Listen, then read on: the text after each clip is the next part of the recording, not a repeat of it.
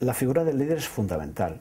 Si no dirigen las empresas o las organizaciones personas que verdaderamente ejerzan liderazgo, no solo porque alguien ha determinado que estén ahí, sino porque todos los días demuestren a su organización que con su comportamiento ponen de manifiesto cómo hay que hacer las cosas. Han evolucionado de manera muy positiva.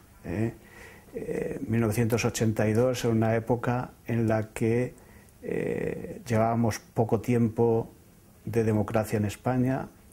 Las organizaciones siempre hemos sido, y las empresas, un poco por detrás de los impulsos de la democracia y lo que lleva consigo la democracia.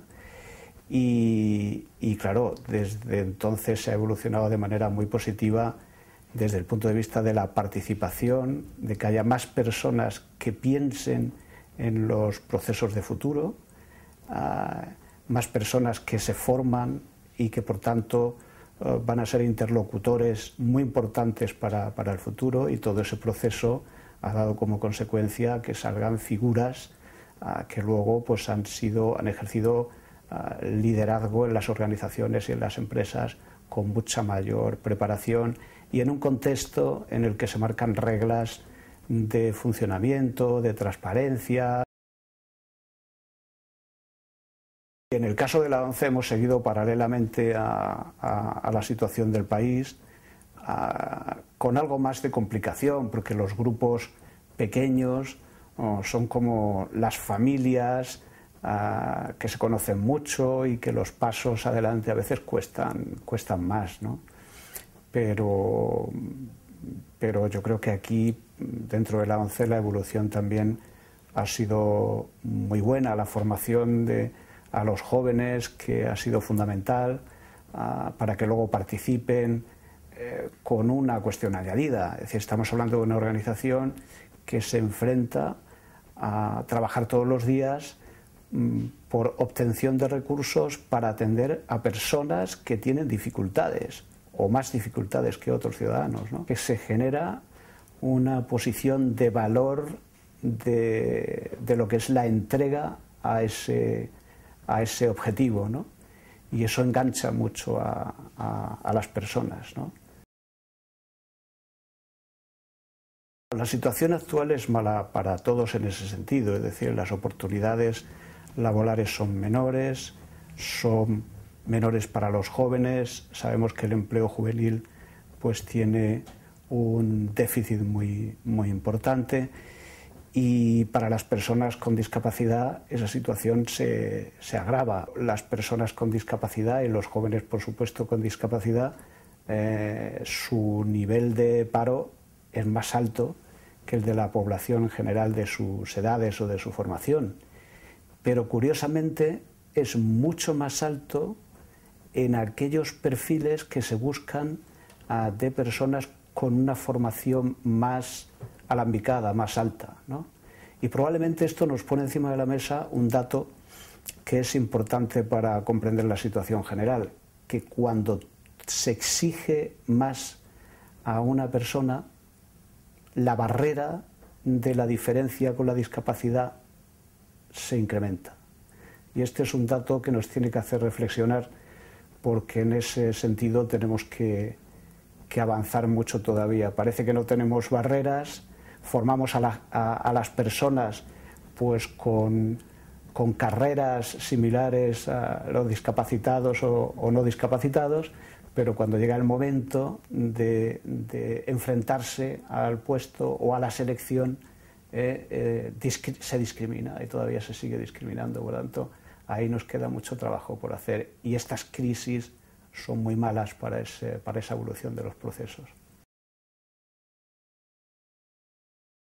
Lo primero que tiene que pasar es que, por mucha formación que tengan, tienen que plantearse que en una situación como esta hay que empezar desde abajo sin ningún tapujo y con los salarios que hay. Estamos en un mercado donde se ha devaluado bastante en este momento, la mano de obra y la mano de obra incluso cualificada.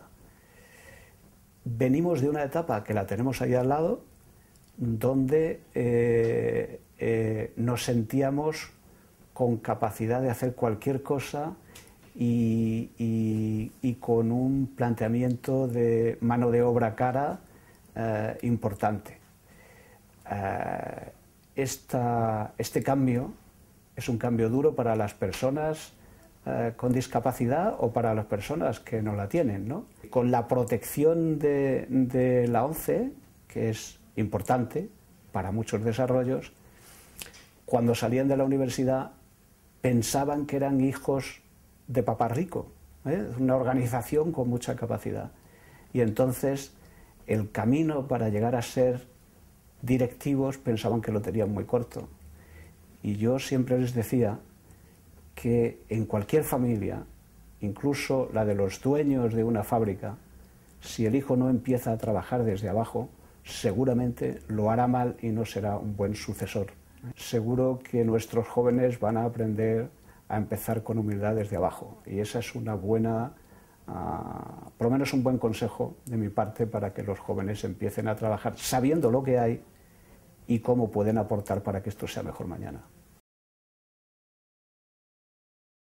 Lo que suele pasar casi siempre, y la experiencia que yo tengo es que cuando se va en una dirección equivocada, cuando se quiere corregir, nos pasamos al extremo contrario, somos muy dados a irnos al extremo contrario. Yo estoy convencido de que ahora nos está pasando también eso, que tenemos que hacer ajustes, tiene lógica, porque nos hemos excedido de manera importante en muchas cosas, pero sin embargo a mí me parece que en algunos casos estamos haciendo recortes excesivos, y los recortes excesivos después nos van a obligar a hacer otra vez una recomposición. Pero de todas maneras yo de lo que estoy convencido es de que yo creo que no es el recorte contra la posibilidad de crecer, no es o crecer o recortar. A mí me parece que lo que tenemos que hacer es una combinación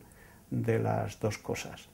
Desde luego no podemos vivir por encima de las posibilidades que tenemos, pero también es verdad que no tenemos más remedio que crecer, porque sin crecimiento no hay desarrollo, y aquí es donde las autoridades europeas, españolas, las empresas nos tenemos que plantear eso. Nosotros nos lo estamos planteando para nuestro plan estratégico a 4 años, que tenemos que crecer, y ya sabemos que lo tenemos difícil, pero tenemos que obligar a nuestra gente a poner ideas encima de la mesa, porque al tiempo que ajustamos tenemos que crecer.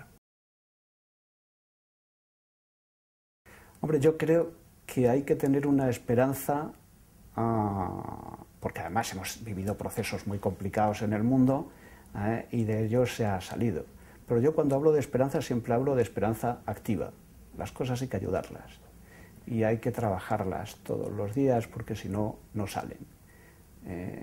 Solo poner el ejemplo, que es muy nuestro, de la suerte, es decir, sin comprar cupón no te toca, ¿no? Por tanto, o trabajamos realmente las cosas que queremos, o será muy difícil que tengamos soluciones. Pero todos los días estamos viendo ejemplos de desarrollos científicos que nos aportan nuevas cosas, de desarrollos tecnológicos que nos hacen la vida más fácil. Nosotros eso lo notamos muchísimo, y no vamos a dejar de creer ahora ni en la creatividad del ser humano, ni en las ganas de trabajar. No, yo creo que ese es el camino, y este mal tiempo pasará, estoy convencido. Sí, desde luego, a mí me llama la atención, y yo que estoy muy cerca de este tema, cuando pienso que, no sé por qué siempre pienso en este deporte, pero cuando pienso en el esquí alpino y que un ciego se dispara patinando solamente siguiendo a un guía de lejos, me da escalofrío, ¿no? Pero eso lo que demuestra es que la gente es muy capaz de esforzarse y de entrenar y de tener resultados. Y si eso es así, lo podemos repetir para muchas cosas en la vida. Y por eso yo creo en el futuro, porque con ese posicionamiento tenemos que tener esperanza. Yo creo que hay cosas que hoy más que nunca se ponen de manifiesto, que tenemos, entre comillas, que o recuperar o reforzar. Primero, la transparencia. Todos los días estamos hoy hablando o estamos oyendo hablar de si somos transparentes, no lo somos. Esto lo tenemos que reforzar. La segunda cosa, la profesionalidad. Es decir, tenemos que funcionar cada vez más con profesionalidad, elegir a las personas adecuadas para los puestos adecuados, y no siempre ocurre esto, y es una materia que no podemos dejar de la mano. Y finalmente, algo que está creando mucha preocupación. Tiene que haber una proporcionalidad entre las responsabilidades que se encomiendan y los salarios que se asignan. Porque si no, no se entiende, ni en las empresas, ni en las organizaciones, ni los ciudadanos de cualquier país, que se pueda funcionar de una manera distinta o que haya unas diferencias tan grandes que no justifican, y no solamente que no justifican, sino que no son ejemplos adecuados. Y cuando los ejemplos no son adecuados, pues se da rienda suelta a la imaginación, incluso para pensar en cosas que no ocurren, ¿no? Y por eso yo decía antes que los líderes tienen que ser todos los días tienen que dar ejemplo.